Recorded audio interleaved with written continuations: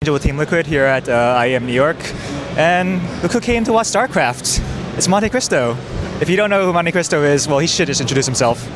Yeah, that's right. I'm a caster for OnGameNet. I co-own a site called GG Chronicle. I coach Counterlogic Gaming. I wear many hats. I also cast the OSL, so there's that too. I am also a play-by-play caster for StarCraft 2. What game is Counterlogic Gaming involved in? League of Legends. So we can see.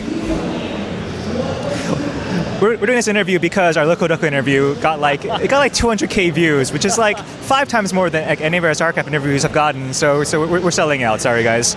Anyway, so congratulations, your team won, and I don't mean the team on your shirt, like your team. No, but we did win because I won the Analyst Desk Prediction Contest, and I am Counterlogic Gaming's coach. So CLG is still on top at Worlds. So you won something. Yeah. Well. All right. No. I won nothing for winning the Analyst Desk except for the pride of being the winner of the Analyst Desk, right? There was no physical prize, only the profound emotional prize and beating everybody else. So SKT, they rolled over Royal 3-0 in the finals. Do you predict that? No, I predicted them to go 3-1. I was actually really disappointed in the finals. I think everybody wanted better games, but as we know, sometimes that's how esports turn out, so. How much did your heart break when Samsung Ozone got crushed? Not much. I mean, I was more disappointed than heartbroken. If the KT Bullets had done that, then I would have been heartbroken, but they weren't there. I was more heartbroken that the KT Bullets weren't at Worlds than Samsung Ozone just totally collapsing. So you weren't like, you didn't have like that high hopes for Ozone, or did you like maybe foresee that it could happen?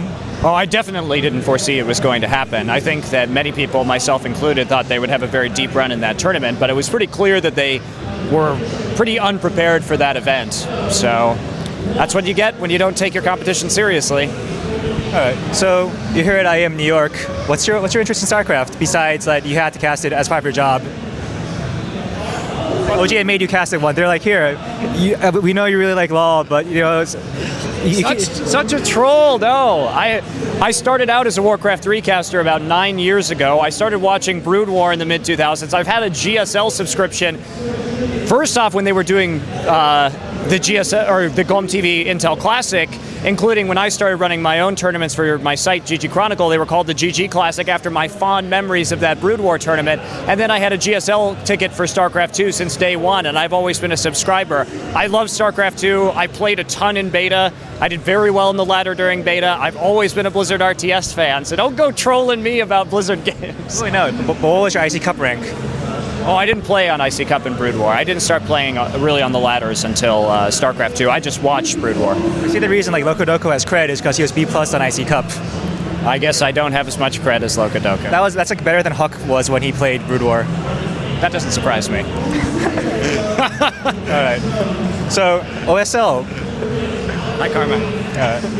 So OSL is happening next year. A lot of people are speculating that OnGameNet's not that interested in StarCraft. I think that OnGameNet is very attached to StarCraft, and the production team loves it. We've done 34 OSLs over the course of time, and I have to say that for me, there was no bigger honor than being able to cast the OSL, this tournament that's been going on forever. I was just amazed that I was even put in that position. Kind of a lifelong aspiration, I would say, for somebody who watched the old Brood War days. But as far as next year, I'm not sure what the plans are. The production team, the lead producer, Crisis We, has been out at Worlds for League of Legends, and so I don't think they've actually got anything nailed down yet. Like, how pissed was everyone at OGN when Blizzard came in and said, by the way, you're all subordinates of WCS now? I think it has been a contentious experience for OGN. I'm not part of those dealings myself, but I think... But you noticed the vibe, right? Yeah, the vibe was not awesome, I will say that, but I think it's going to get a lot better. Do you think that if it wasn't part of WCS, they would have held maybe 2 OSLs last year? I mean, well, this year, I guess. 2 or 3 probably, I would say, but again, I'm not involved in the production end of this. This is just all what I hear, not even being a native Korean speaker. I just do what I'm told. Right. So you're kind of an expert on League of Legends. You look at the LCS system and you look at WCS. So what's good about WCS? What's bad about WCS? From my perspective in Korea, and I have to give Riot some props for this, you notice that they implemented the LCS and NA in Europe where there's less structure, and so they created a structure there. Riot has never tampered with what is going on in Korea. They help sponsor the events with money, but basically their idea is that the Korean esports organizations know what's best for Korea and they don't want to tamper with that system. And I think that that's probably the best way to go because Korea has more experience than any company, like any individual gaming company, about producing esports events. They have a very healthy esports infrastructure, so I think that should be pretty much just left alone. So ideally, you just let GSL, OSL run, you guys figure out a way to send X people at the end of the year to BlizzCon, and you just do that. That's all we want you to do. I mean, I think it's pretty easy. If we look at the LCS, like, the winners go to Worlds, right? But in Korea, for Champions, the league that I cast, we have circuit points, and teams win circuit points, and then they have a circuit point system that sends people who have been successful over the entire year to the World Championship. And I imagine a similar system could be introduced where the OSL and GSL give points into the final system, depending on their timing, to send people to the WCS Global Finals, you know, every so often. So OnKNet, they're holding a Dota 2 Invitational. Who's casting that? Huh? Who's casting the OnKNet Dota 2 Invitational? I actually don't know the answer to that. Not me, I will tell you that. Because I actually, I like watching Dota 2 a lot, but... You were a Warcraft 3 player, so you must have played some Dota 1, right? Not as much as you might think. I was really more involved in the actual just Warcraft 3 1v1 scene, and I coached a team for that as well.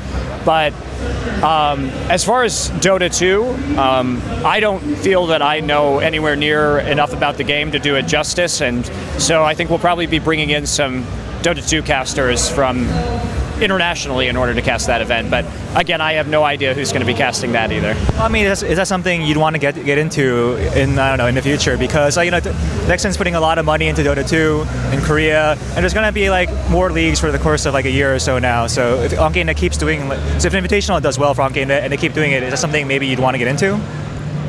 I mean, I feel that it's very difficult if you're an analyst as a caster, if you're a color commentator, to be an expert in more than one game and know it sufficiently in order to do justice to the biggest fans in your audience.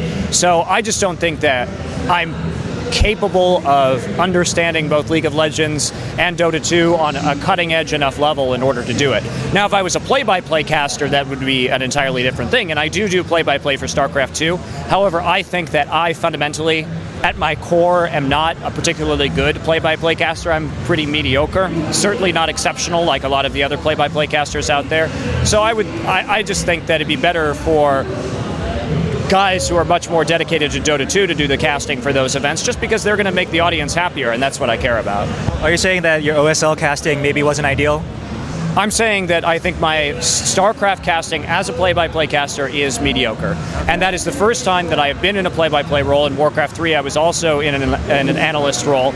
And I don't think it was bad, but I also don't think that I'm anywhere near as good as some of the other dedicated StarCraft 2 play-by-play casters. All right. So, looking at Dota 2, well, you've probably watched Dota 2 at least casually and just like, you know, observe the game.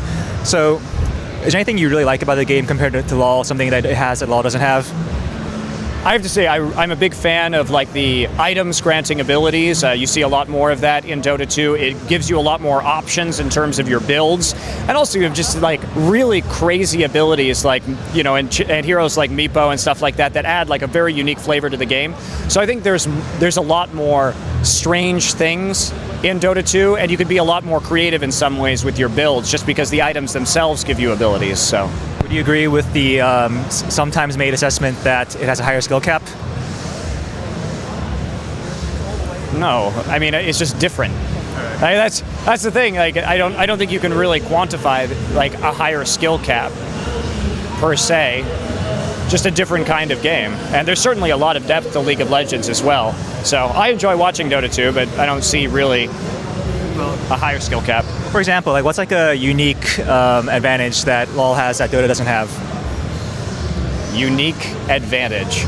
I mean, I think that the Runes and Mastery system is quite interesting in League of Legends and adds a lot of depth to what you can do in the early game, and really dictates a lot of how the late game plays out because of what you can do and turn it into a larger lead. So I really like that. What do you think of LoL going from like the original 40 was kind of simple, like the design philosophy seems to be different now. Now everyone's making these like really complex champions they wouldn't have made like 2 years ago when they would have said, oh no, this is too user unfriendly, this is like, it's too hard to learn. I really like that Riot has kind of slowed down the pace of champion production, and the champions seem to be a little more uniquely created these days. When they were pumping them out every 2 weeks, it got pretty stale for a while, actually. And they were pretty simplistic, but I think that now we're seeing a lot more, like, I guess you would say, like, higher skill cap in the way that champions have multiple sets of abilities right now. Sometimes they have 6 or 8 abilities with transformations and all that kind of stuff. So it gives you more versatility to your play. And so I really like that about what they're doing right now. You think that's a trend that should continue? That they should continue to make it like every new champion's like more complex, a little bit harder to play? I mean, yes, in general. I think it's hard to generalize like that, but... Well, what about the game right now? Like, don't you like what's like the biggest issue with the game right now? I really wish that it had more support like Dota 2 does for teams and sponsors. I love what Dota 2 does with watching in client as well, so you can get your own observation and still pipe through the casting streams. Just the observation features in Dota 2 are just so far ahead of League of Legends. I would really, really like to see that. I think that Valve has done an amazing job of creating a very easy platform for observing, and I really wish that League of Legends had that. What about just like gameplay wise? Like, do you think there's any issues that right now are making the game not as exciting as it could be, or making it boring? I think that if we go with the current trend of Riot eliminating random number generation, which is something I approve of, and I don't really like RNG in Dota either. Maybe an elimination of critical hits, which is really the last RNG feature of League of Legends. And I would also like to see, like Dota, more items that give you abilities so that it can diversify, especially early on, some of the early game gameplay. Do you think StarCraft 2 works as free-to-play? It all depends on how Blizzard supports it, right? Are there going to be more skins? Are there going to be options for purchasing? Would you buy like blue lasers for your Colossi?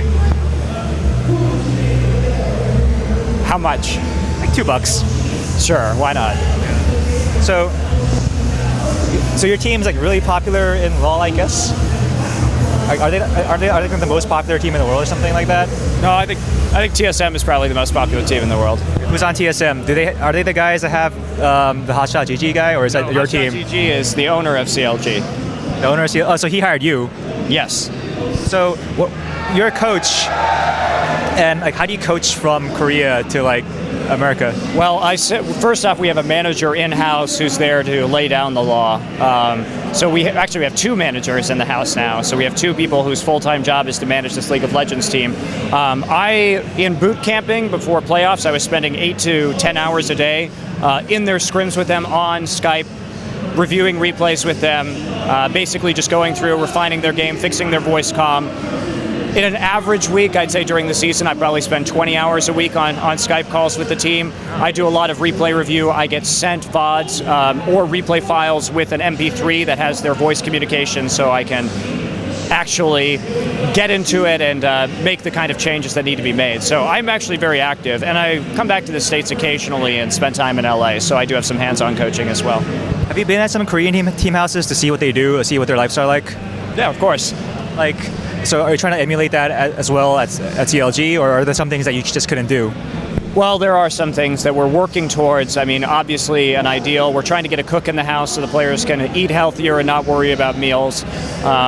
But I'd have to say that my personal coaching philosophy isn't really in line. In fact, I think that a lot of the Korean teams over-practice to the degree that it's not effective anymore. I would rather have my players concentrating 100% on scrims during a day, and then have adequate amount of time for breaks and other team-building activities outside of League of Legends. I think that the players need a chance, and Reach on the Najin teams, Reach the Brood War player, of course, who coaches the Najin teams, does a lot of team-building exercise like playing board games or having other activities, and I think he's really good about that. And so I'd like to emulate that just a little bit more. typical coach on our Korean team, is he more of like a manager who takes care of everything and he doesn't have much time left over to do tactical research, or like how does it work out? Well, usually they have several coaches, right? So you have like a manager like Reach who doesn't know a lot about the game but is very high level. Well, those are like the rich teams, aren't they? Like some teams only have like a few staff, I thought. Most of the League of Legends teams have like 3 coaches. So like a manager, and most of the teams have more than one team as well, right? So they have like a manager, and then they've got who oversees maybe both the StarCraft 2 and League of Legends, and probably coming up Dota 2 organizations, who's like the highest level guy. Then you have like an individual coach for each team, and then underneath that, sometimes you have like player coaches that are much more in tune with the strategy and stuff like that. So like on the Kespa teams, they have the coaches who have been there for 10 years, and then underneath that, they have more game-specific coaches that help out more with strategy and play style. Have you gotten into a lot of like arguments with your players about your suggestions? No, actually, I have a really good relationship with CLG, and it's very much, everybody's very respectful, and it's going great. I figured that like at least this is a stereotype of the American pro gamer where they're kind of stubborn, they don't want to change their style. They think that if they keep their path, it'll work in the end. I think it is a stereotype, and it is especially a stereotype about some of the members of CLG, but it has been a total pleasure to work with the team, and they have been so amazingly receptive. And in fact, a lot of these players that I talk with, even on other teams in North America, they crave having more structure. They crave having a coach. They really want this because they want to win and they want to be the best, and they realize that they need this. So the World Championships, how has it changed your opinion on like the world hierarchy of skill? I was actually surprised that the Korean teams weren't as dominant as they were. I think it showed that there is a lot less of a disparity than at least I thought going into the tournament, even though SK Telecom won in a rather dominating fashion and their only close series was against another Korean team. Ozone really kind of exploded spectacularly and deserved to get knocked out of the group stage by Fnatic and Gambit, and especially Fnatic played very well. So I think in the next year we may see that skill gap come even more narrow. What about America in particular? Well, with the infrastructure we have with CLG, I hope that we can create a team. I think that out of all the teams in NA, CLG has the most advanced structure. Got me for more big picture tactics. Hotshot, the owner, is very good at helping the players with lane matchups and more micro tactics, micro-oriented details. And we have 2 managers to free up the players' lives. So I don't know what else you can offer the team. It's a good environment for the players to be in. Like one of the theories a lot of people have is that, well, WCS America obviously doesn't have region lock. LCS North America has a region lock. And people are saying that like, I don't know if this theory is correct or not, but this is a theory people put out there saying, well, people only really enjoy LCS America seeing these supposedly subpar teams because they haven't been exposed to the constant destruction of them by Koreans like they have in StarCraft 2. What do you think about that theory? I don't think that's true. I think that Korean teams have done very well over the course of 2013. We have a Korean world champion right now. I think people understand that the Korean teams are probably, on average, better. But I think people watch the LCS because they have an emotional attachment to the teams, and that's not going away. So, and the teams are good. Like, there's no reason to not watch these teams. There's a lot of reasons to like them as a fan. And there's just a lot more content that they can produce to generate a fan base. So that'll always be around. Oh yeah, I gotta ask you, what do you do in New York before you became a procaster? I was working at a law firm here in New York City, and I was working for MLG at night doing broadcasts out of their studio, and I would fly on the weekends to MLG events. I thought you were like a DJ at raves. I did do that as well when I was in college. Oh, so that was a long time ago. It's not too long ago. I'm only 26. You also had like a phase where you had really long hair, and you wore this jacket, I think. Not this one. All right, but it was still like a leather jacket. Yeah. Was that your metal phase, or what kind of phase was that? I mean, I am a metal fan to greater or lesser degrees. I just had long hair for many years, and it was just something that I had. I don't know how to describe it. I liked it at the time. So like, what do you do for leisure outside? Well, you seem like a busy guy, but like, what do you do when you do have some free time? I like to read. I was an English major in college. I like to drink whiskey. You don't have like a secret life as a DJ still, where you just go out in a mask? Because you wore a mask when you were a DJ. Yeah, I did. So you still did that. I go to a nightclub, and you could be that guy there. I wouldn't know. Maybe I should wear a mask while casting. Or the hats. Hats? More hats? Okay. I think we'll wrap up. We're running out of time. We're not running out of time, but if this goes too long, people lose interest, I guess. That's how it is. Like, I don't know why I keep talking about Thorin, but like you did the giant like grilled with Thorin. I'm sure it's fascinating, but it's an hour long. It's an hour long. So like, what are we supposed to do? It's 2 hours long. It's 2 hours long. 2 hours long? So it's like he made a movie with you, and he's like expecting people to like watch it. I'm like, oh, I'm sure it's incredible, but like, it is. Like 3 days to watch it. It was fantastic. You learn all about me and my life and my opinions about things. Don't you want to know those things? I'm sure it's better than this interview, but maybe more people will watch this one. I hope. All right. Anything you want to say to wrap up? You want to whatever. You know how it is. Thanks for everybody for watching OGN, OSL, Champions. Thanks to CLG fans. Be a good season, I think, this year for CLG. And that's about it. Thanks to TeamLiquid, too, for the interview. You don't want to say thanks for cheering us on, and I'll try to show you good games? You are Korean. Sure. Right. Thanks for cheering us on, and we will try to show you good games. CLG fighting. Thank you. All right.